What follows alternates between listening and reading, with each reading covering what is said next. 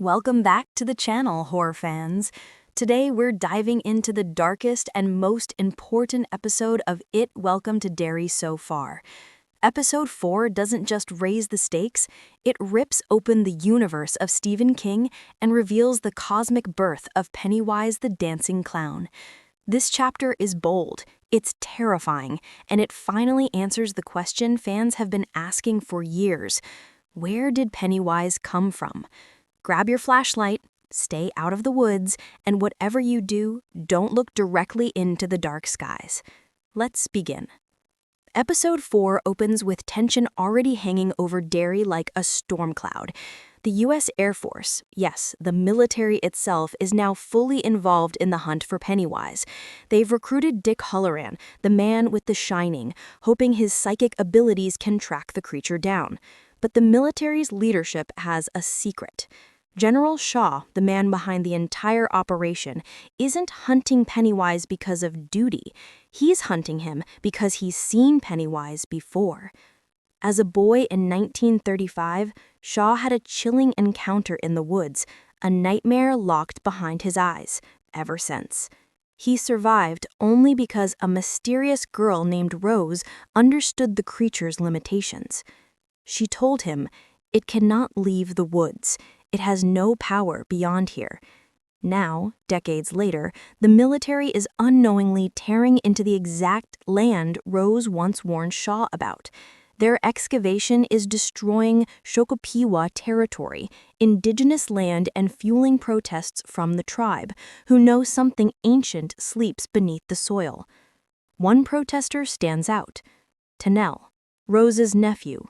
Shaw believes Tennell knows the truth about the woods, and so Tennell is captured, interrogated, pushed, but he refuses to speak. So the military turns to Hallorann. And this is where the episode truly begins. Using the shining, Hallorann reaches into Tennell's memories.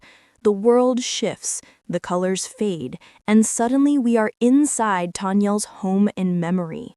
There, standing in the warm glow of memory, is Rose, calm, powerful, mysterious. She asks young Tennell to recite a story all Shokopiwah children know, a legend, a warning, a truth older than humanity. This is the myth of the Galoo. The screen fills with stars, silence, darkness.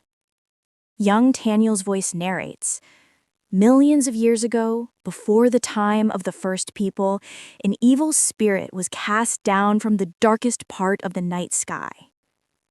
We see a burning stone shooting through space, a meteor glowing red with something alive inside.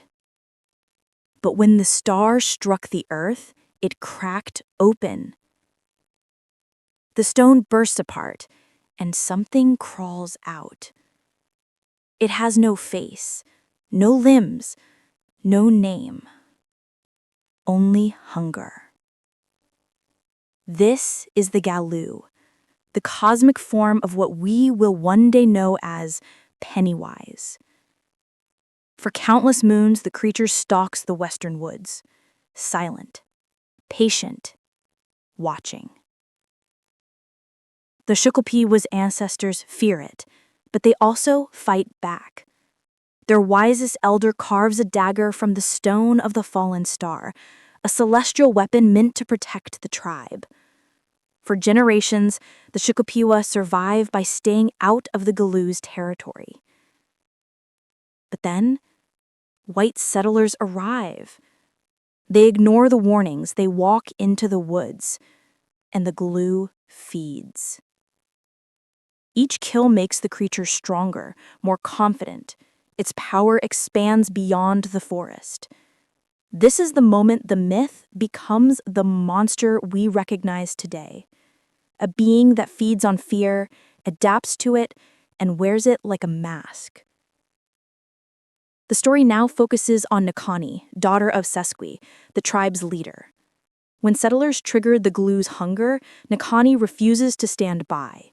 She steals the cosmic dagger and enters the western woods alone, determined to face the creature herself.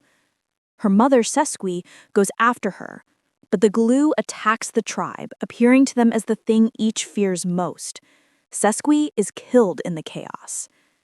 Grief turns to fury. Necani and her companions venture into the Galoo's cave, where they find more glowing fragments of the fallen star. With these shards, they build a stone fortress around the woods, a supernatural barrier that traps the Galoo inside. And for centuries, it remains trapped. This moment is vital. It explains why Pennywise's influence is limited. It explains why Derry is cursed and why the creature cannot easily leave. The prison was built long before the town existed. Derry was born around the monster, not the other way around. Back in the vision, young Taniel finishes the story. Then, something strange happens. Adult Taniel appears beside him, as if the Shining has allowed Hallorann speak to him directly across time. Adult Taniel looks Hallorann dead in the eyes and reveals the truth. The entrance to the woods, the heart of Pennywise's prison, lies beneath the house on Neibolt Street, the same house that will torment the Losers Club decades later. The gateway, the threshold, the mouth of the beast. Everything is connected now. The military search, Shaw's childhood encounter, the Shokopiwah legends, the Galoo, Pennywise. All roads lead to Neibolt Street. Now that episode 4 has fully revealed Pennywise's origin, it's time to talk about the major difference from the novel. In Stephen King's book, Pennywise is not mythological. He is an interdimensional entity. He crash lands near Derry about 1 million years ago. The book doesn't include indigenous legends or the Shokopiwah tribe. His true form is a massive cosmic spider. Fear is his food source because it seasons the soul. But Welcome to Derry expands this lore beautifully. The Shokopiwah myth gives Pennywise a cultural history, a land-based prison, a supernatural barrier, a lineage of people who have known his terror long before Derry was ever founded. These additions don't replace King's ideas, they deepen them. They transform Pennywise from a creature that simply arrived into a cosmic evil with a long, complicated history with humanity. The final moments of episode 4 shift the series into its next, darker phase. Hallorann knows where the creature is. General Shaw is more desperate than ever, and the Air Force is unknowingly digging into the very land that imprisons Pennywise. The monster has been awakened by human greed, destruction, and fear, the same forces that always feed him. Now we're left with one chilling question. If Pennywise is waking up, who or what will he become next? And that is the full story and ending explained for It, Welcome to Derry, Episode 4, the origin of the Galoo and the birth of the monster we know as Pennywise. This episode wasn't just an origin story, it was a mythology lesson, a warning, a connection between centuries of terror. If you enjoyed this breakdown, don't forget to hit that like button, subscribe for more horror deep dives, and let me know in the comments. Do you like Pennywise's new origin story? Or do you prefer Stephen King's original cosmic version? Thanks for watching, and remember, when you hear laughter coming from the sewers, run.